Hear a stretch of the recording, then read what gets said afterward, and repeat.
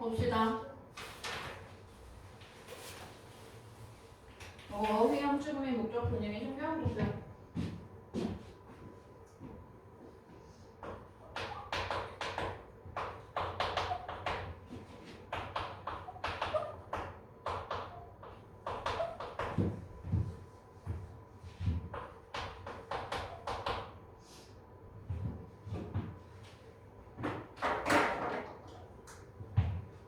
자, 일단 문제의 위치부터 먼저 보고 갈게요. 첫 페이지 보면은 듣기 있는 페이지 있다고 그랬고, 이 듣기 있는 페이지 풀 때 뒷부분에 도표랑 내용 위치, 안내문 요거 있는 문제를 풀라고 그랬거든. 그래서 도표가 네 번째 페이지에 있어요. 그래서 도표가 25번, 그리고 내용 위치 26번, 안내문 27번, 28번 이 정도로 들어가고, 그리고 안내문은 항상 도표 한 문제, 내용 위치 한 문제가 있고 안내문은 두 문제 들어가거든. 그러면 하나는 일치하지 않는 건데 무조건 하나는 일치하는 거야. 그래서 괜히 그거 문제에서 일치하는 건지 일치하지 않는 건지 그거 헷갈려가지고 틀리지 않도록 조심해주면 되고요. 그리고 두 번째 페이지로 넘어가면 이 부분까지 아직 듣기 있고, 그리고 여기에서 목적, 분위기, 신경, 주장 이렇게 들어가죠. 그죠? 그래서 목적이 지금 18번 문제고요. 그러면 25번부터 5, 6, 7, 8 28번에 있는 이 네 번째 페이지가 우리가 듣기 첫 페이지에 푸는 문제라고 했었고, 그리고 여기에 있는 목적이랑 분위기, 신경, 그리고 주장까지 했을 때 얘네가 이제 이 페이지에 들어가는 문제들이지. 그치? 그래서 그냥 이 페이지에 있는 이 나머지 문제들 13번에서 17번 그거 풀 때 풀어달라고 했었고요. 그래서 여기 있는 페이지 넘어가고 나면은 21번에 함축음이 나오고, 그리고 나서 주제, 제목, 묘지 이렇게 들어가지. 그치? 그래서 여기 있는 함축음이 21번 이 페이지에 들어가는 거고요. 그리고 이 도표 있던 페이지 넘어가서 여기 보면 29번에 어법 나오고 요거 우리 빈칸 할 때 했었고요. 그리고 30번에 어휘 나오죠. 그죠? 그래서 얘네 어법이랑 어휘 끝나고 나면은 그 다음부터 빈칸 문제 들어가는 거야. 그래서 어휘랑 다른 것들 위치부터 확인해주면 되고, 너무 더워서 히터 좀 끌게. 아, 뭐 옷을 너무 두껍게 입어. 근데 내부이랑 다 입어가지고. 그래서 하나씩 봅니다. 자, 일단 어휘 문제. 우리가 어휘 문제는 내가 이 단어 뜻을 아느냐 마느냐가 아니라 일단 3교시에 있는 모든 어휘들을 볼 때는 밑줄 그어져 있는 거라고 할게요. 밑줄로 표시된 어휘들은 뜻보다 중요한 거는 긍정어인지 부정어인지를 구분하는 거거든. 그래서 긍정어랑 부정어를 구분해줍니다.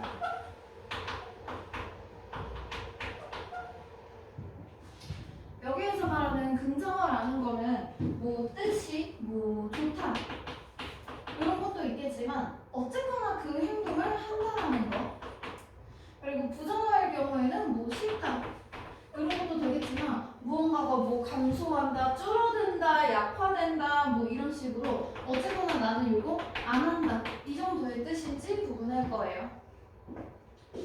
그래서 우리가 사실 어휘에 나오는 모든 단어들을 다 알기는 쉽지가 않지. 그지? 어휘 아무리 외워도 그냥 뒤돌아서만 까먹고 뒤돌아서만 까먹고 뒤돌아서만 까먹죠. 근데 우리가 그 모의고사에 나오는 그냥 갑자기 범위도 없이 선별적으로 나온 단어를 모든 걸 다 알 수는 없거든? 그래서 뜻을 알면 좋고 뜻을 모르겠다면 대충 그래도 그 어휘를 봤을 때 우리는 사실 이미 영어 공부한 지 되게 수많은 해들이 지나갔나? 생각해봐. 학교에서 언제부터 ABCD 배웠어? 그래, 10살부터 배워. 지금 몇 살이야? 그래, 8년 차야 이제. 그러면 너의 인생에서 영어 공부를 안 한 시절과 한 시절이 비슷해요. 그렇잖아. 막 뭐 애들 뭐 영어 유치원 보내고 뭐 이런 애들 그러면 막 아기 때 이제 뇌도 없는 상태에서 막 영어 배우고 했었단 말이야. 그러니까 사실 뜻을 다 외우고 안 외우고는 본인의 이제 암기력이나 이런 성향 차이도 조금 있겠지? 근데 이 정도 짬이 됐으면 진짜 인간적으로 양심적으로 대충 봤을 때 뜻 자체는 모르더라도 이게 긍정어일까 감은 있어야 돼. 이거는 없으면 이제 진짜 이제부터 양심의 문제로 좀 넘어가는 거야. 그래서 아 내가 8년 동안 이제 헛수고를 했구나. 이런 식의 생각을 해주면 되겠고요. 그래서 얘네들은 내용이 연결되는지 연결되지 않는지를 보거든. 그래서 밑줄 어휘를 기준으로 그 어휘의 앞문장과 그리고 뒷문장 내용의 연결성을 볼 거예요. 그래서 만약에 또 앞에 있는 문장이랑 뒤에 있는 문장의 내용이 잘 연결이 되고 있어. 그러면 그 자리에 들어갈 어휘는 긍정어휘면 되는 것이고, 만약에 얘네가 연결이 잘 안 되고 있어. 그러면 당연히 이 자리에 들어갈 어휘는 부정어가 들어가야겠죠. 그죠? 그래서 이런 내용 간의 연결이나 흐름 같은 것들로 보는 거라서 어느 정도는 내용의 연결성을 보지. 그지? 순서 문제랑 조금 비슷한 맥락으로 가면 됩니다. 그리고 어휘는 어쨌거나 글의 모든 지문을 다 읽어야 돼요.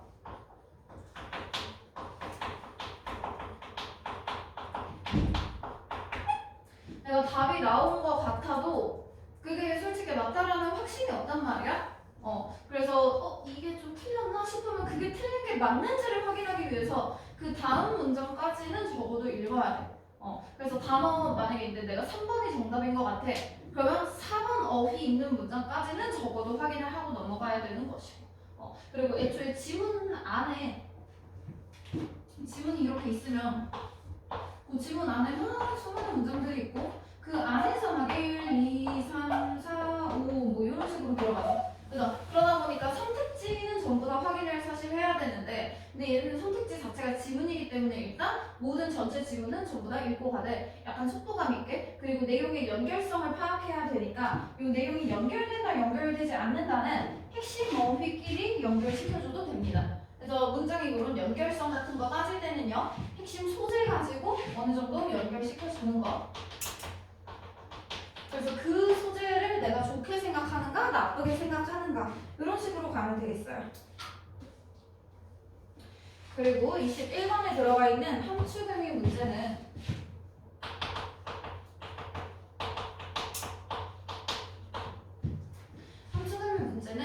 요 앞에 있었던 어휘 문제는 어느 정도 순서 문제랑 조금 비슷하게 봤었잖아. 근데 함축의미는 빈칸 문제랑 비슷하게 볼 거예요.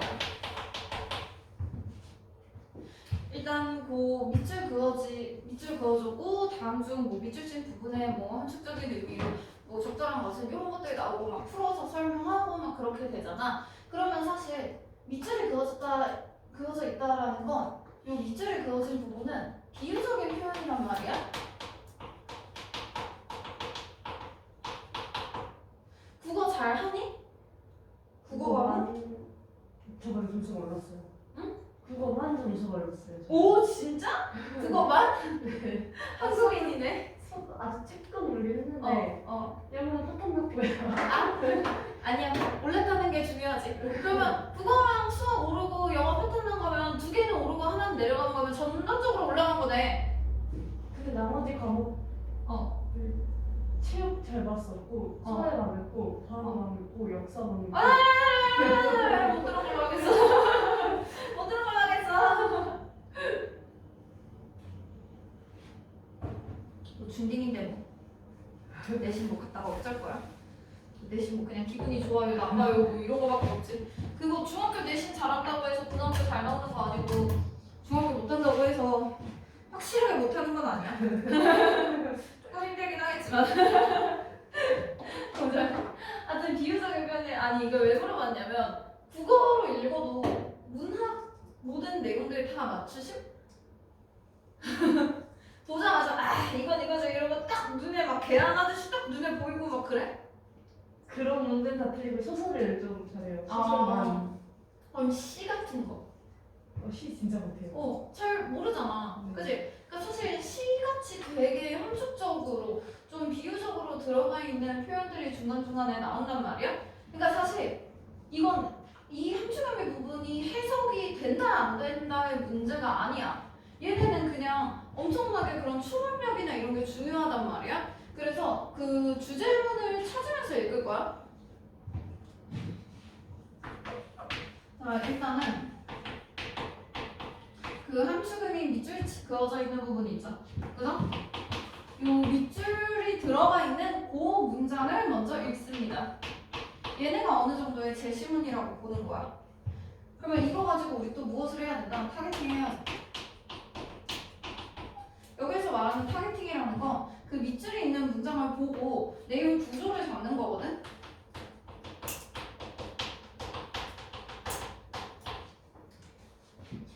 만약에 예문에 요새 늦게 일어나는 애들은 내 얘기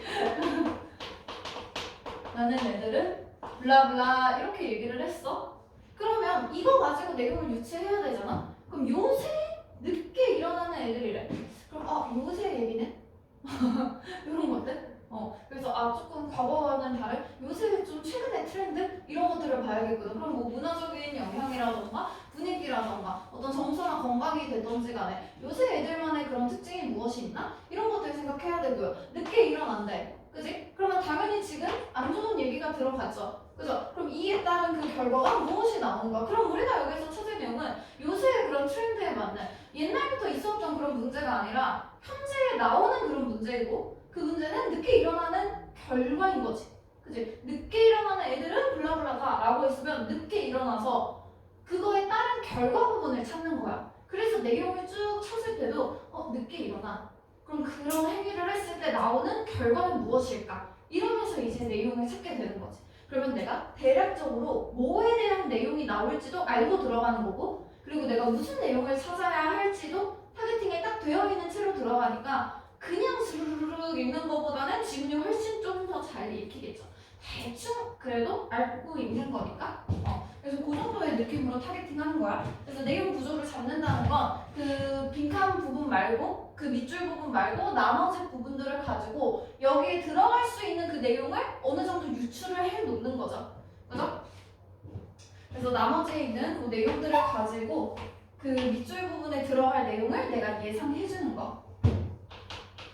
그래서 이것이 어느 정도의 추론력이고 그리고 뭔가 유추하고 하면서 이런 논리력을 따져주는 내용인 거고요. 그래서 밑줄에 있는 문장을 읽고 나면은 그 밑줄 부분을 해석을 해보기는 하는데 해석이 뭐 그렇게 대박 중요한 건 아니거든. 어차피 우리가 문학적인 표현이라던가 그런 비유적인 표현은 해석의 문제가 아니라 그걸 의미를 파악해 나가는 문제죠. 그죠? 그래서 해석도 해석이지만 그것보다는 그냥 그 밑줄 부분에서 나타내는 핵심 소재 무엇인지 찾아줍니다. 지금 무엇을 대상으로 비유적으로 표현을 하고 있는가? 그럼 만약에 뭐 늦게 일어나는 애들은 잎사귀를 찾는다, 찾아다닌다 막 이랬어. 잘 모를 만한 말을 그냥 썼어요. 금사라기가 그런 금부스러기 같이 약간 어쨌거나 금같이 이런 내가 쉽게 얻을 수 있을 만한 그런 가치 있는 것들을 계속 이제 찾아다니는 거지. 금사라기는 일단 가치가 상당히 높은 거죠. 금이니까. 그지? 그러면 늦게 일어나는 애들은 막 이걸 계속 찾아다닌대. 그지? 어쨌든 뭔가 좋아 보이기도 하고. 그죠? 그러면 여기에서는 금사라기 하면 뭔가 좋은 거란 말이야? 근데 이 결과가 좀 안 좋게 나와야 되잖아. 그지? 그러면 그 좋은 것들, 무언가 어떠한 보상이나 남들이 탐낼 만한 것이 있을 때 그거에 대해서 어떤 행동이 나오는지를 봐야지.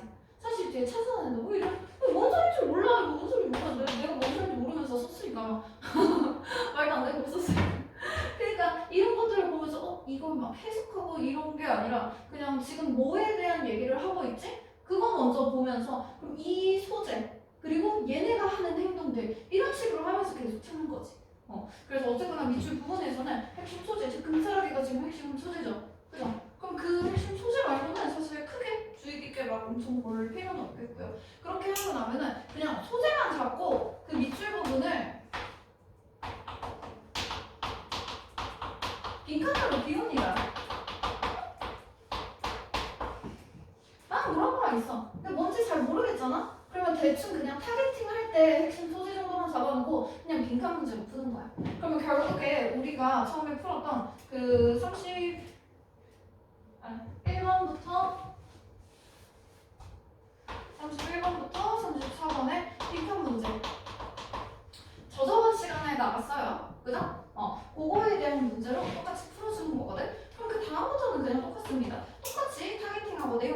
왔었고요. 그리고 나서 그 빈칸 앞뒤 문장을 보면서 요거는 그 빈칸이 있는 문장의 내용 파악을 위한 거였지. 그지? 그래서 그 맥락이 무엇인지 맥락 파악 정도의 수준으로 넣으면 되고요. 꼭 필수적으로 들어가는 단계가 아니기 때문에 그 빈칸이 있는 요 문장 내용이 얘네가 이해가 가면 굳이 읽지 않아도 되는 것이고 얘네가 너무 무슨 내용인지 모르겠고 소재가 너무 디테일하다 그러면 위아래 보면서 맥락 정도 파악해 주는 거. 그래서 요거는 그냥 맥락 파악용이니까 한 3호 정도 되겠고요. 그리고 나서 결국에는 요 밑줄이 있는 그 문장이 주제문, 즉 빈칸이 있는 문장이 주제문이라고 했었거든. 그럼 요 내용, 이 빈칸의 내용을 찾으려면 똑같이 생긴 그런 주제문이 있어야 돼. 그럼 다른 주제문을 가지고 내용이 일치할 수 있게 맞춰주면 되는 거거든. 그래서 결국에는 다른 주제문 찾는 문제라고 했었죠.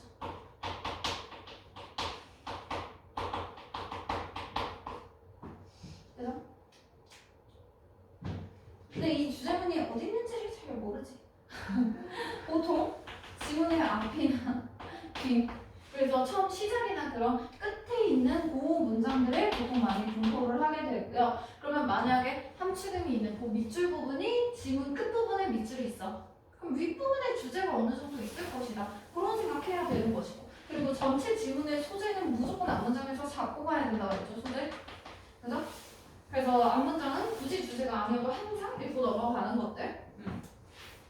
그래서 앞이나 뒤에 있는 문장을 찾는다거나 아니면 연결어들.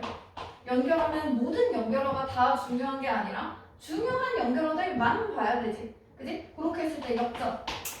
앞뒤의 내용이 달라지는 것들이라던가 아니면 인과관계를 나타내주는 표현들 혹은 똑같은 얘기. 중요하니까 여러 번 반복하겠죠? 반복을 해주는 얘기들 혹은 예시의 내용들. 이렇게 봤을 때 다른 것들은 요 역적 결과 반복 부분 중요하지만 예시는 예시 부분이 아니라 그 예시를 설명하기 전에 있는 앞부분.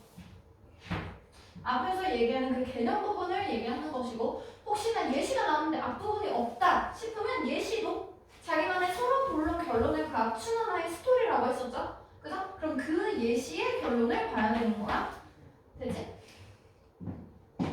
이런 거 아니면 반복적인 표현 확인해달라고 했고요. 이렇게 계속해서 반복되는 내용들은 그 단어 자체의 동의어나 아예 똑같은 단어라기보다는 그냥 단어 자체의 동의어 혹은 내용상의 동의어일 수가 있는 거지. 똑같은 단어가 반복될 거라는 거는 한 3월 모의고사 정도까지만 기대하면 되거든. 아직 그때는 중딩 수준이니까. 그래서 얘네들은 내용상의 동의어를 받아줘야 한다. 내용상의 동의어.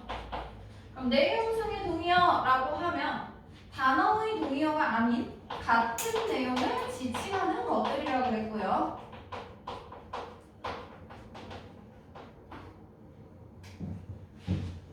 아니면 강조 표현을 받아줄 수 있겠죠.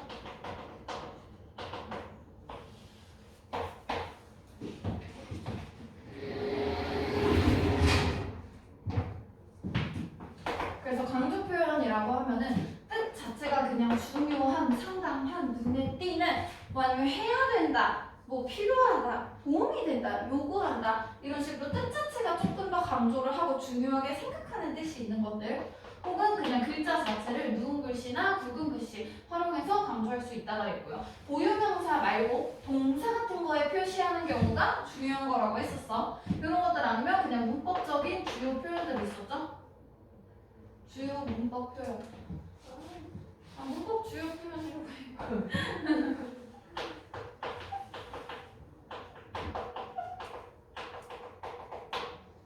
여기서 말하는 그 문법적인 주요 표현은 부정어나 나, 시나, 무 같은 그런 부정어가 있거나 아니면 뭐 nen 이런 것처럼 뭔가 비교를 해주는 경우 이런 것들이 보통 중요한 거예요. 비교를 통해서 내가 원하는 부분을 더 강조하고 부정어를 통해서 내가 긍정적으로 생각하는 부분을 더 강조하는 것들입니다.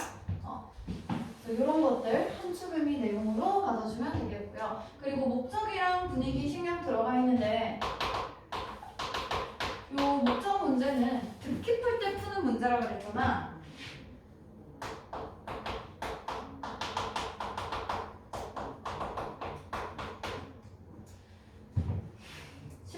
들어가 있고요. 모든 목적을 나타내주는 이 글들은 우리가 편집을입니다. 편집. 그러면 우리가 편지를 쓸 때 내 목적을 강하게 나타내주는 부분이 어디에 있는지 보면 되거든. 대략적인 위치는요. 처음에 생각을 해봐. 뭐 만약에 우리 승주가 청동여고 말고 여고 말고 요거는 안 되고 청동여고 말고 또 어디 지원했다 그랬지? 항상 오분 가라. 네 개를 지원했어? 네. 요새 네 개야? 아니 원래 그 서울 전체 지역에서 2개, 그다음에 동네에서 2개 그렇게 쓰는 거라서. 그렇네. 그럼 그거 말고는 그냥 가락고에서 목표이냐? 그럼 만약에 뭐 가락고에 갔어? 자 가락고 가가지고 청담여고 가고 싶었는데 막 이러잖아. 그건 아니야? 그래서 막 청담여고 가고 싶었는데 막 이러고 딱 갔어. 그래서 뭔가 막 이제 학교에 흥미도 없고 막 불만이 가득했어. 근데 그러고 있었는데 딱 이제 승주가 처음에 자리를 배정받아서 앉는 순간 내 앞에 앉은 꽃돌이. 아름다운 그 남자. 아니 렌트 그림 어디지? 손가락 쪼개질 것 같은데. 아까 꺼내지 않았어요? 그니까 꺼내서 어디가? 여기 쏙 숨어 있었네. 어이가 없네. 하여튼 막 그래서 꼬토리가 앉아 있는 거야. 그래서 우리 승주가 수줍은 마음으로 꼬토리에게 편지를 쓴다고 생각을 해. 그러면 꼬토리에게 안녕. 난 승주야. 요새 날씨가 많이 추운데 독감에 걸리진 않았는지 모르겠다. 그럴 거 아니야. 그치? 그러면 너 꼬토리한테 편지를 쓰면 꼬토리 안녕. 결혼하자. 사랑한다. 평생 행복하게 해줄게. 이러고 끝낼 거야? 쓸 일이 없을 것 같은데. 아니 근데 일단 써야 돼. 그러니까 쓴다고 생각해. 아니 그렇잖아. 그러니까 편지 글이라는 거는 갑자기 막 그렇게 하지 않아. 그러니까 뭐 그런 거지. 처음부터 내가 목적을 나타내려고 하면 안녕 난 승주야. 우리가 서로 친하지 않은데 갑자기 내가 편지를 써서 놀랐지? 사실 내가 편지를 쓴 이유는 말이야. 우리와의 친목 도모를 위해서야. 이런 식으로 하면 첫 타에 이제 얘기가 나올 수 있지. 그치? 근데 일단 편지라는 건 기본적으로 상식과 예의가 있는 사람이라면 자기소개나 인사 같은 게 먼저 들어가고 가야 되잖아. 그래서 보통은 시작 부분에서는 그냥 뭔가 인사하고 자기소개가 보통 들어간단 말이야? 그럼 이런 자기소개 같은 게 끝나고 나서 내가 이 글을 쓴 이유는 이러면서 얘기하거나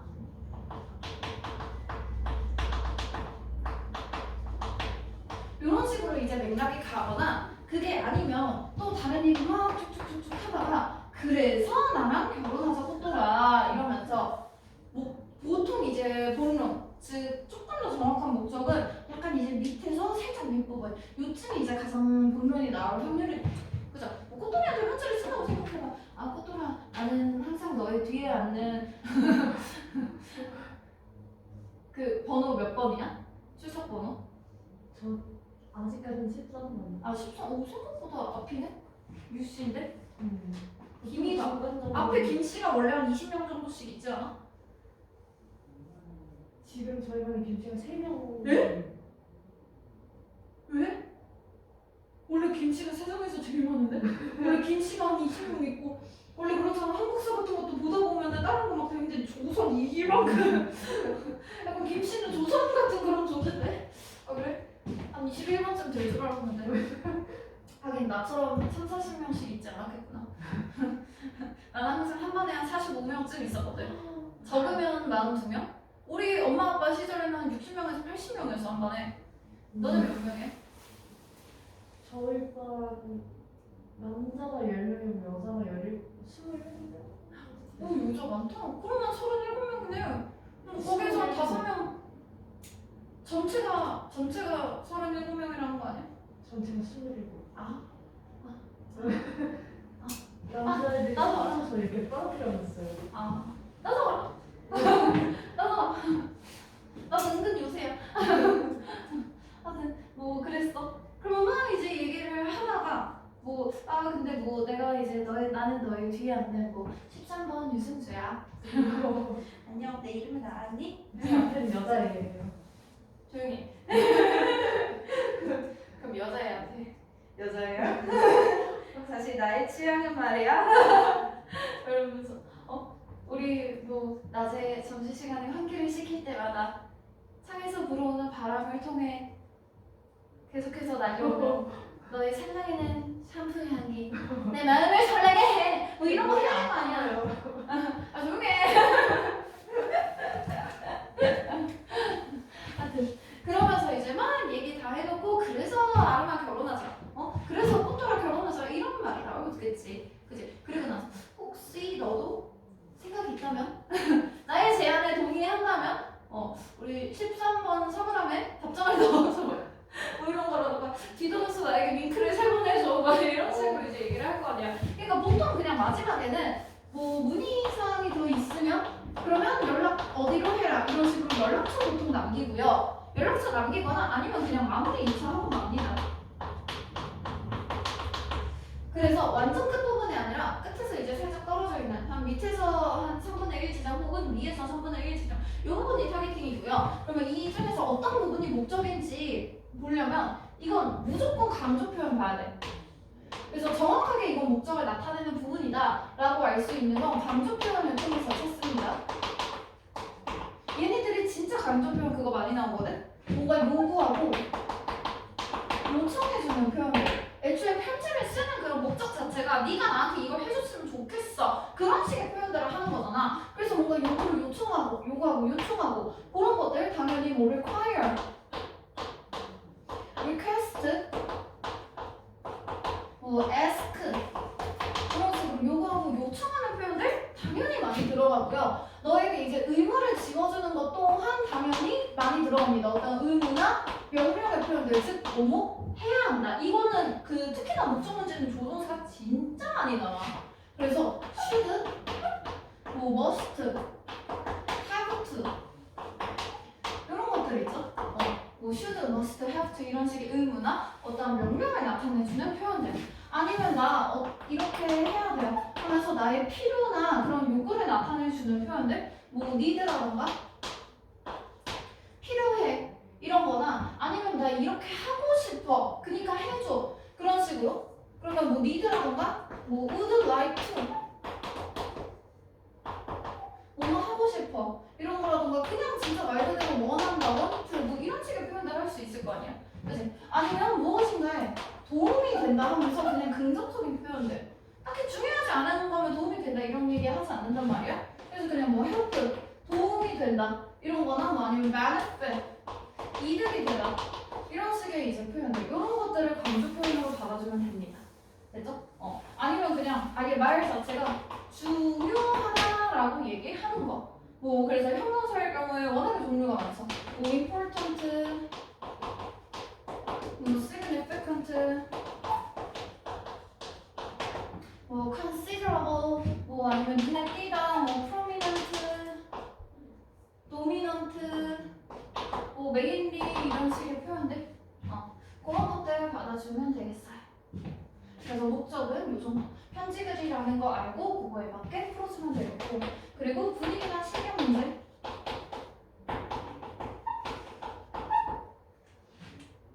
얘들은 19번 문제였고요. 얘네도 마찬가지로 듣기 시간에 푸는 문제였지?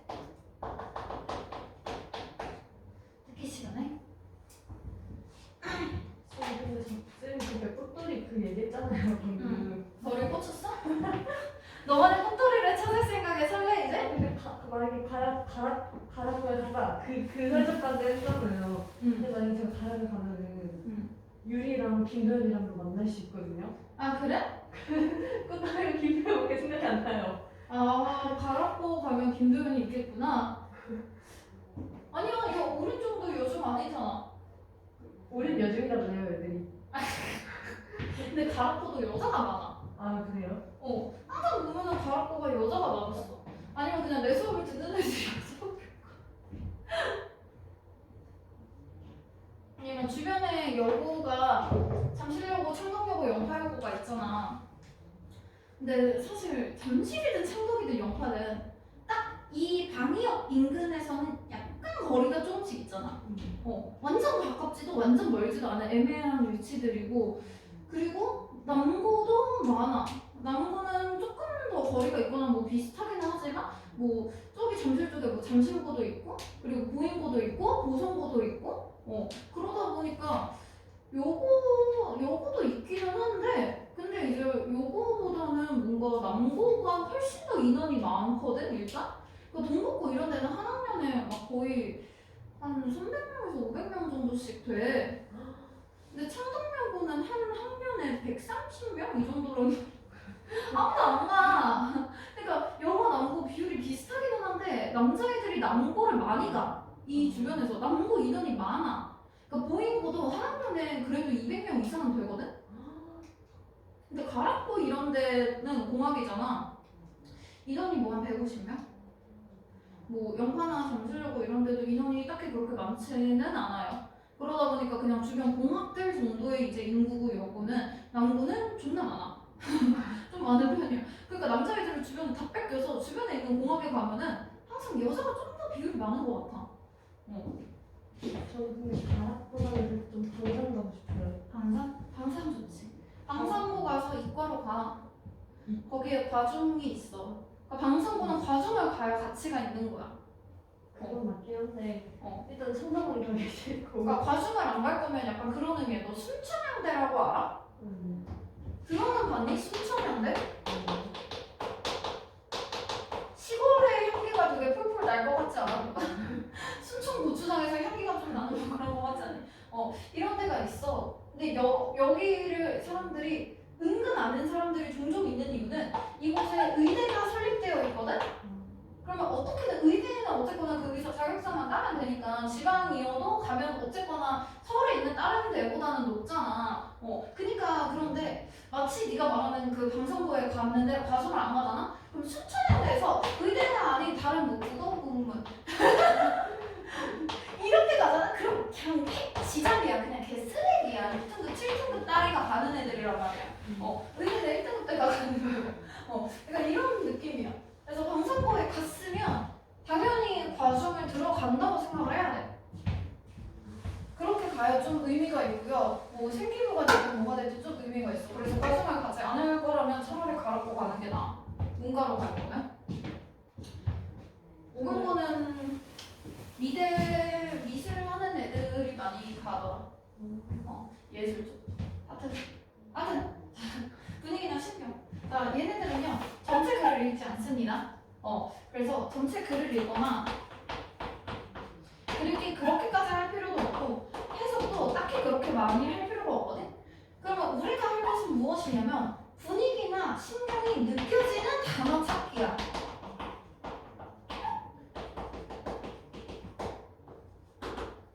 어휘나 그런 표현 찾기. 그래서 결국에 그냥 단어만 계속 동그라미 쳐. 그리고 조금 이제 조심해야 될 게 그 분위기나 심경이 바뀌는 문제들이 있거든? 바뀌는 문제는 결국 우리는 이 어휘나 표현을 찾을 거잖아. 그치? 그러다 보면 뭐 긍정에서 부정으로 간다거나 부정에서 긍정으로 간다거나 이건 결국에 단어만 그냥 찾아 놓으면 명확하게 나오는 거예요. 그래서 단어만 찾을 거기 때문에 크게 어렵지 않고 빠르게 풀 수 있는 문제이다. 됐지? 그리고 도표는 자리가 없어요. 도표 한 줄이야. 뭐 막 그렇게 대박 쓸 거 없어. 도표는 그것만 알면 됩니다. 5번부터 1번으로 반대로 읽기. 그래서 5번부터 읽으면서 풀기. 그리고 웬만하면 이제 3, 4, 5번 이 정도로 밑번호에 나오는 경향이 많고요. 4번이 가장 많습니다. 그리고 도표는 글의 흐름이 중요하지 않단 말이야. 그러다 보니까 뭐 동그라미 1번, 2번, 3번, 4번, 5번 전부 다 각각 따로따로 보는 것이고요. 얘도 마찬가지로 듣기 시간에 푸는 문제다. 듣기 시간에 제일 먼저 푸는 문제. 그래서 얘네들은 글의 맥락이 중요하지 않다라는 거. 글의 흐름이나 맥락이 중요하지 않으니까 그 글의 연결성을 보는 게 아니라 그냥 정보의 나열이야. 정보들이 쭉 나와있어. 그럼 그냥 그 정보가 도표에 나온 정보가 맞는지 그냥 정보만 확인하고 매칭 게임이라고 보면 돼. 그냥 이게 맞나? 안 맞나? 동그라미 끼리 있나? 있나? 실목끼리 있나? 이렇게. 이 정도로 확인해 주시면 됩니다. 그래서 미리 한 10분